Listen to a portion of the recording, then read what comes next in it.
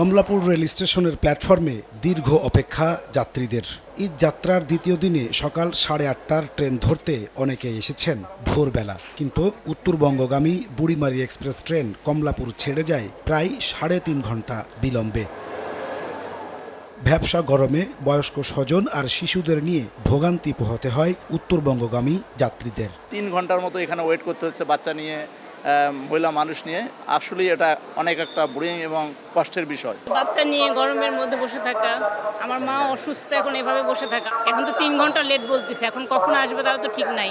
তবে অন্যান্য সব ট্রেন সময়সূচি মেনেই ঢাকা ছাড়ে। পূর্বাঞ্চলের তুলনায় পশ্চিমাঞ্চলের ট্রেনে যাত্রীচাপ কিছুটা বাড়লেও ছিল না অতিরিক্ত ভিড়। এতে স্বস্তির কথা জানান ঘরমুখ মানুষ।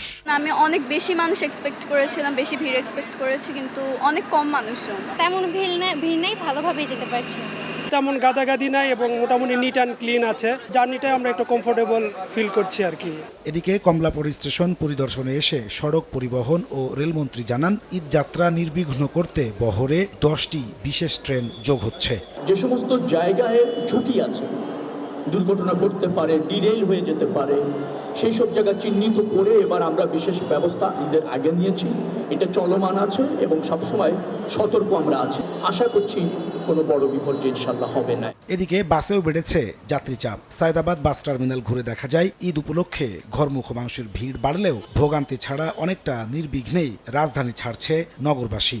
পরিবারের সাথে ঈদ করব, পরিবারের সাথে দেখা হবে, এটা সত্যি মানে এটা বলে বোঝানো যাবে না যে এটা কতটা ভালো লাগা। যাত্রী চাপ প্রতিবারের তুলনায় কম, এর থেকেও বেশি থাকে প্রতিবার। ঈদ উল আজহা উপলক্ষে সড়কে বাড়তি চাপ কমাতে 25 মে থেকে 27 মে পর্যন্ত ধাপে ধাপে পোশাক কারখানা ছুটি দেওয়া হবে বলে জানিয়েছে বিজিএমইএ। নাজমুস সালেহী, সময় সংবাদ, ঢাকা।